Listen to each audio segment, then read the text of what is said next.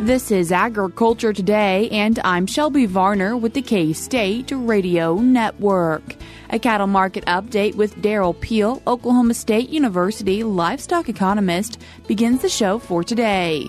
Derrell discusses the July cattle on feed report and how he saw cattle on his recent international travel.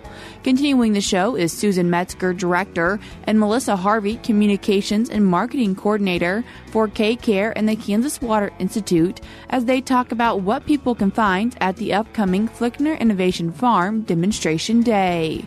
Joe Gerken, K-State Fisheries and Aquatics Extension Specialist, rounds out today's show as he explains what herons impact around ponds and if people should be concerned. That and more is coming up ahead.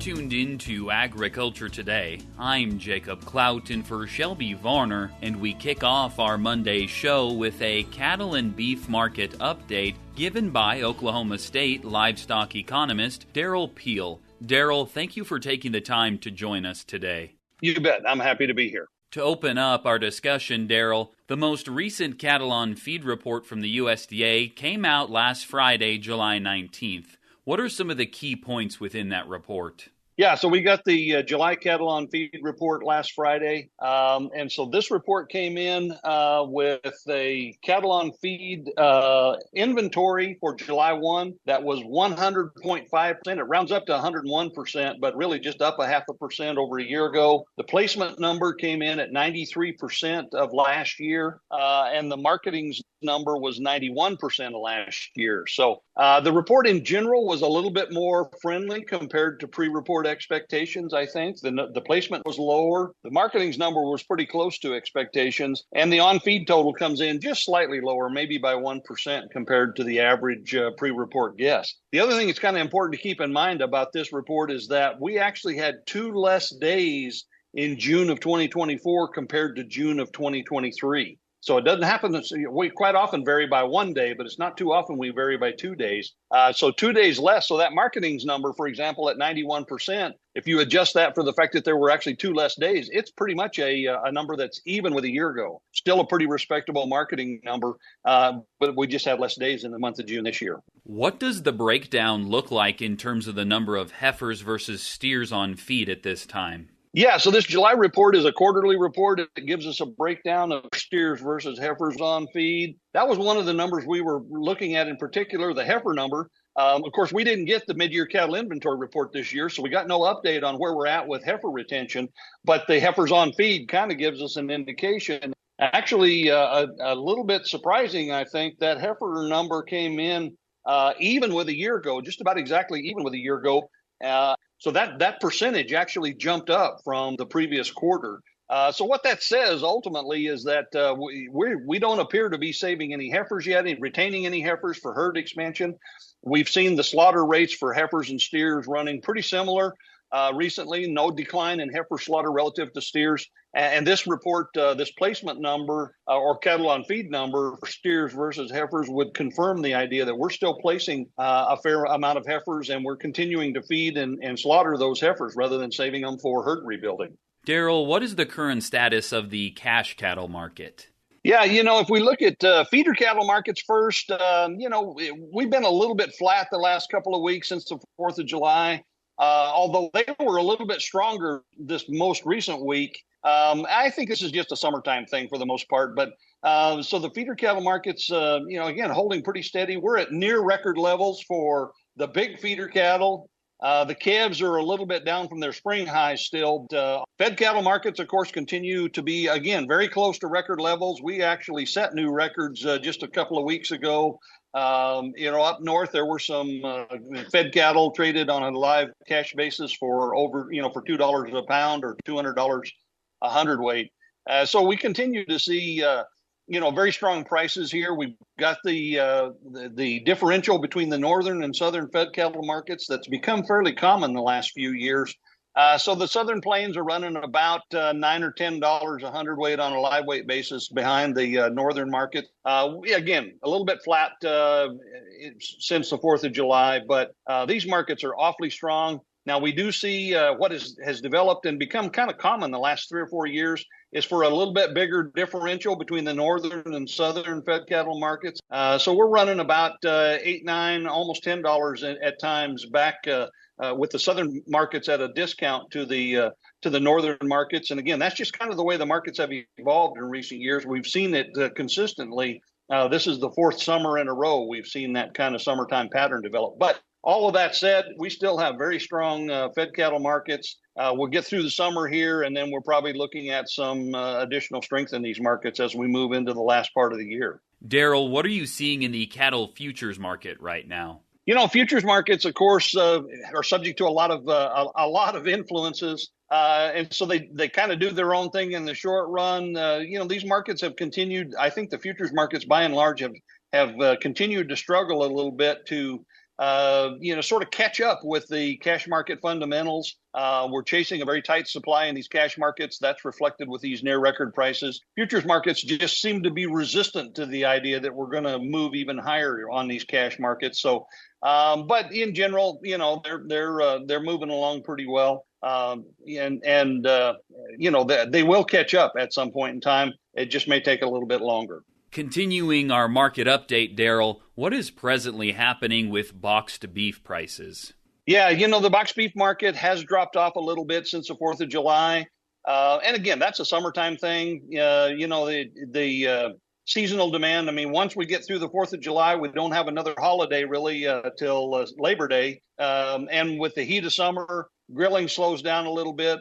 Midsummer is not a time when you see a lot of sort of high-end restaurant traffic either, so that takes a little bit of demand out of the middle meat market. But again, it's all seasonal. It's just very seasonal things. I think underneath it, all these boxed beef markets and beef demand in general remain very robust as we go forward. We haven't seen any decrease really in fed beef production. So that fed beef supply that's driving that choice box beef is actually up a little bit because we've had a fairly small decrease in steer and heifer slaughter combined with a really heavy carcass weights for steers and heifers. We've actually increased that fed portion of the total beef supply. So, when you look at prices holding as well as they have, I think that's an indication that demand remains very, very strong, very robust as we go through the summer here. Derrell, recently you published an article titled Cattle and Beef Markets in Summer Doldrums within the July 15th issue of your Cow-Calf Corner newsletter. What can listeners expect to learn when reading this article? Yeah, I've alluded to that a little bit. And I think it's important to keep in mind that we move into the heat of the summer. These markets all kind of just, bide some time, if you will. They sort of move sideways. We saw the calf market drop a little bit, for example, after the 4th of July. It's kind of bide time. Now, if you think about calf markets, for example, seasonally, they normally work their way lower through the summer anyway to a fall low. And we're not seeing much of that drop. We're actually holding steady. So it's kind of, again, kind of defying the normal seasonal patterns.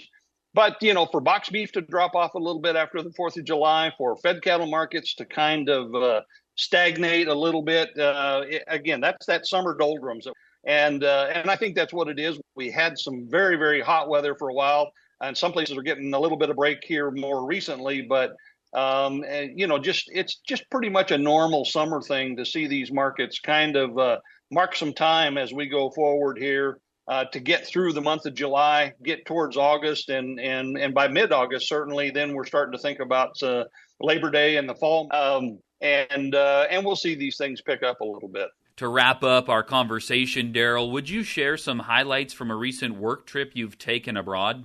Yeah, I was a co-instructor of a study abroad course. We took students to Scotland and Ireland in the month of June.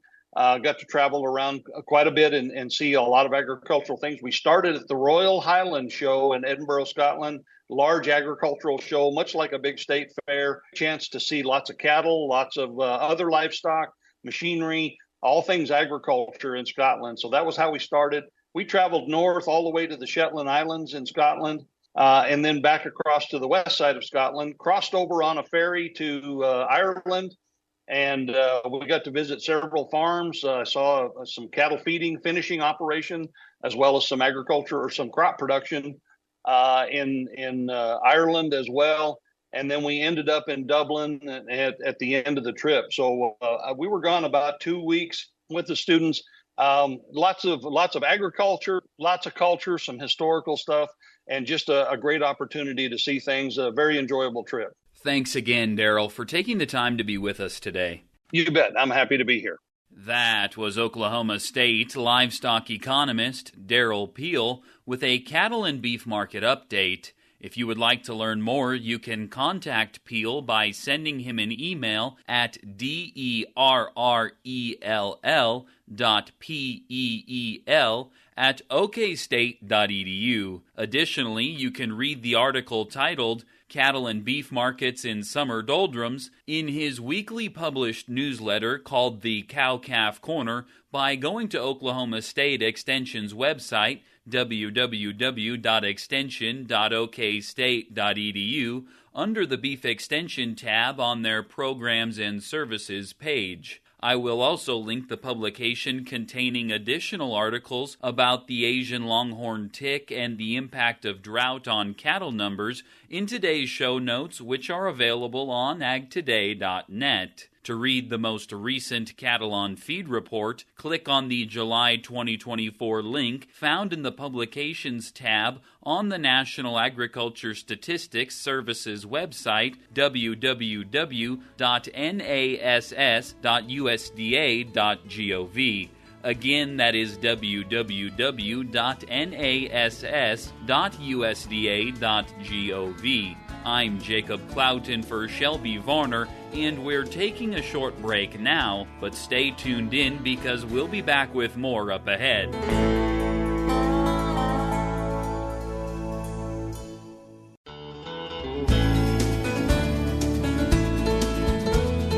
You're tuned in to Agriculture Today, and we continue our Monday show talking about the Flickner Innovation Farms Demonstration Day with the Director of KCARE and Kansas Water Institute, Susan Metzger, and the Communications and Marketing Coordinator for KCARE and the Kansas Water Institute, Melissa Harvey. Susan, Melissa, thank you both so much for taking the time to join us today. You're welcome. Good morning, Shelby. Susan, can you tell us a little bit about what is this Demonstration Day?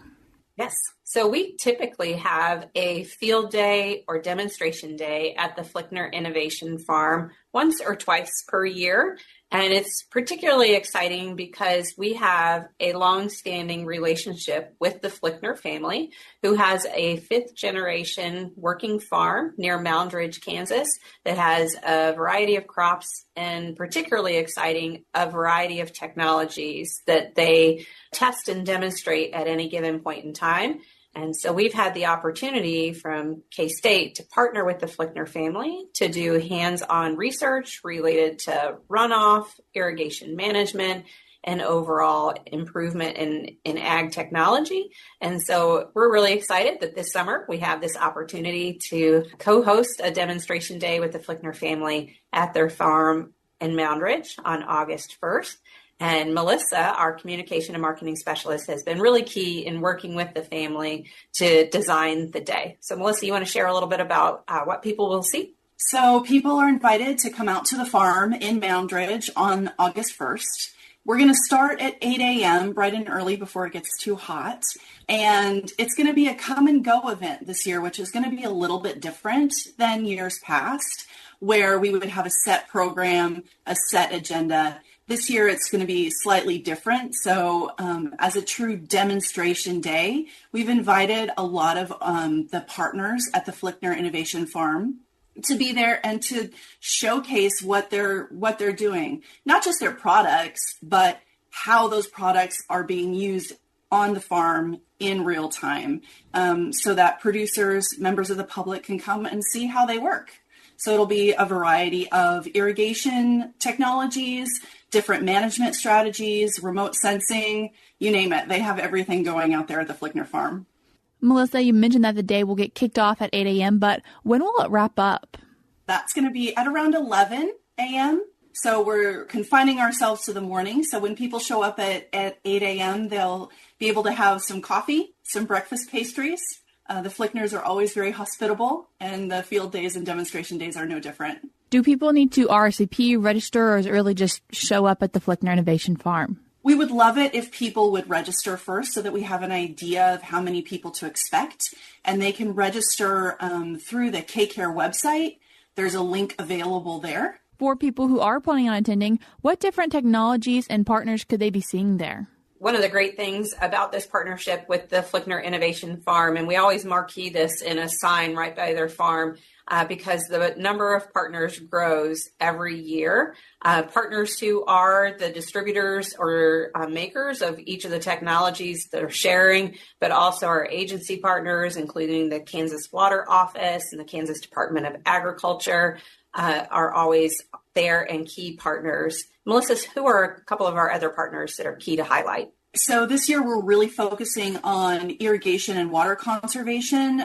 So there will be quite a few there. So we'll have representatives from 360 Rain, representatives from Arable and Autonomous Pivot, PhyTech. We'll have folks talking about AquaSpy. We'll have representatives from Heartland Irrigation there, Van Water. And also from K-State, we'll have folks talking about the new TAPS program, Testing Ag Performance Solutions, to talk about how people can get involved with that program. And Melissa, you mentioned that water conservation and irrigation management, kind of the idea for this field day. And Susan, why is that something really important to Kansas? Mound Ridge is really on the fringe of the Ogallala High Plains aquifer, but our listeners are certainly aware that there are concerns in the longevity of that aquifer. So anything that we can do to conserve and extend the usable lifetime of the Ogallala High Plains aquifer sustains the communities and ag production throughout our state. So demonstrating these various irrigation management strategies and the available technologies is really important, so people understand what are the things that they have access to that can help improve their management on their own operation. Is there anything you're particularly excited to see? Yes. So I geek out on all these new technologies. Every year there's something that feels like Christmas that I want to see, that I want to get my hands on. So this year I'm particularly excited about the 360 Rain system. So what this is basically it takes what we know from mobile drip irrigation that just typically retrofitted on a center pivot irrigation system, but this is actually in its own standalone boom system that drags the mobile drip irrigation throughout the field. What is important about that is it allows you to irrigate irregularly shaped fields. So if you had a square field, if you had a edge of stream field, it doesn't have to be what we typically think of a center pivot, perfect round irrigated circle. And then you still have those benefits of being able to really precisely apply water through an irrigation system where it's needed for the crop at the most important time. So I'm excited to check out the 360 Rain system. Sounds like a lot of cool technologies that will be there and an opportunity for people to learn a lot and ask a lot of questions. So who do you recommend take the time to attend this event?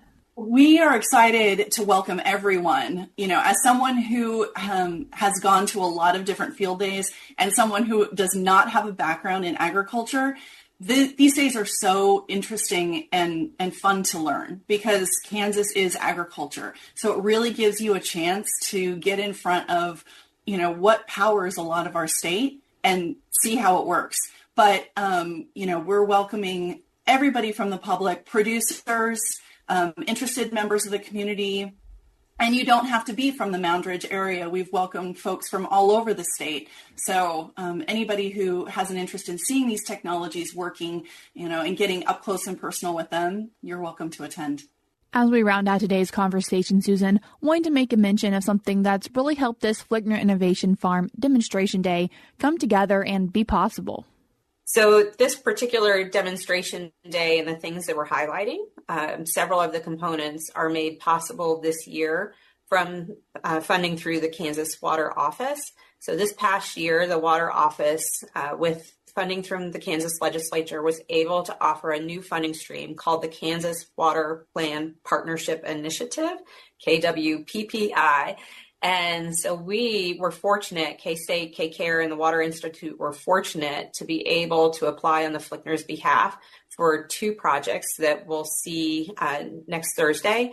The 360 rain irrigation system is supported with funding from the Kansas Water Office. And then also we've had a longstanding research trial out there at the Flickner Innovation Farm that helps us evaluate runoff from the fields. It's been pretty dry for the past few years, so we haven't been able to see that runoff in action and collect great data. But that seems to be turning around for South Central Kansas. And so with funding from the Water Office, we'll be able to pick that research back up. So very appreciative of that funding source, the continued partnership with the Water Office to be able to also provide this type of education and outreach to water users. That was the director of KCARE and the Kansas Water Institute, Susan Metzger, and she was joined by the communications and marketing coordinator for KCARE and the Kansas Water Institute, Melissa Harvey, as they talked about the Flickner Innovation Farm Demonstration Day that's taking place August 1st from 8 to 11 in Mound Ridge, Kansas. You can RSVP for this free event by going to kcare.ksu.edu. Before we cut to a break, we're now going to be joined by Kansas Livestock Association Scarlett Maydinger.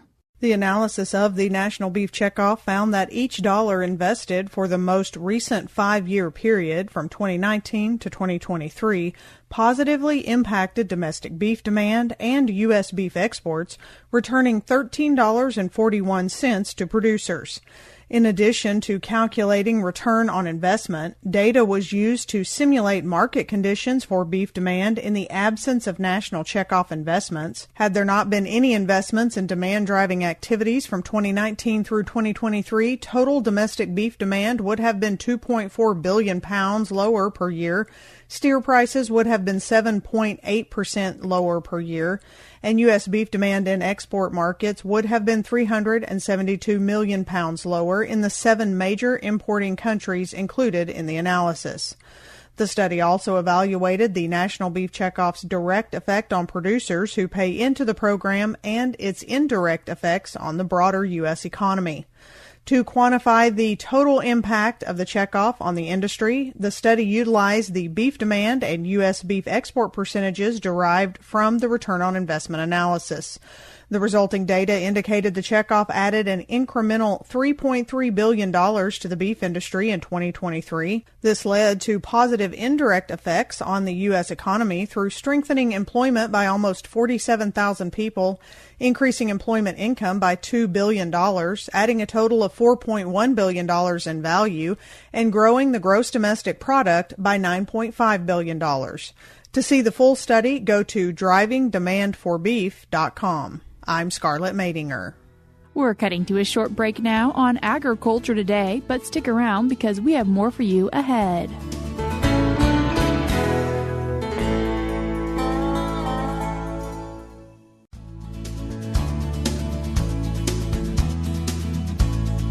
You're tuned in to Agriculture Today, and we conclude our Monday show talking about herons with K-State Fisheries and Aquatics Extension Specialist Joe Gerken. Joe, thanks for joining us today. Thanks for having me back. Joe, what is a heron? Yeah, so there are these big birds that hang out around ponds a lot of times, and herons are kind of this bluish gray color.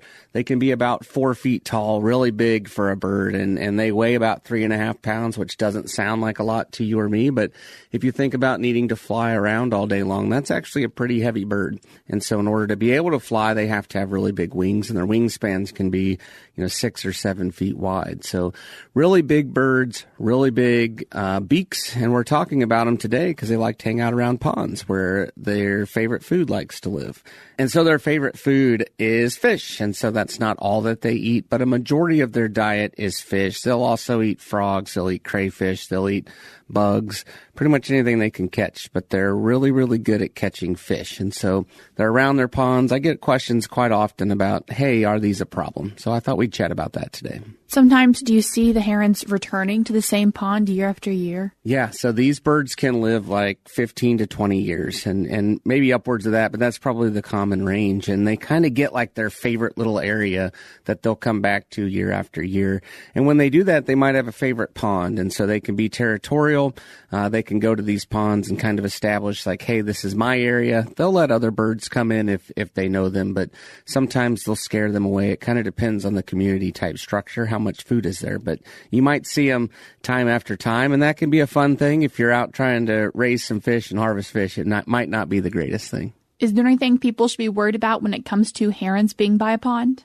So a lot of times people that are, looking at their backyard ponds are concerned that, hey, all of my fish are getting eaten, right? And so if we think about a backyard pond, most of the fish that these herons are eating are younger fish, and so they haven't grown up yet, and those fish tend to have a pretty high mortality rate. So most of those probably aren't going to make it to be grown-up fish anyway. They also might eat a lot of bluegill or smaller fish like that are going to be prey items in our pond anyway. So it's not necessarily something that we get excited about. We don't want all of our fish to be eaten. But for a backyard producer, it's probably not a huge deal, right? If we're just thinking about our pond and we only have 1 or 2 herons coming down, as long as we're managing that pond well, it's probably not going to be a big deal. Where it's a big deal is if we are raising fish for money, trying to sell those fish, and we can't do that, then it'd be a concern. So when it does become a big deal, what do people need to do? Sure. So if you're a stakeholder listening to this and you have herons coming to your pond that you don't want, some simple things like putting out a great blue heron decoy might work. That we talked about them being territorial. So if they see another heron there, they might not want to come down. There are some other types of deterrents like lasers or sound cannons. Those tend to work really, really well for a day, maybe a week. But the birds figure out that, hey, those are kind of fake and they're not going to hurt me unless you're spending a lot of money on a commercial unit. And that's when you might see some more benefit from them. And Joe, are you doing some research around that?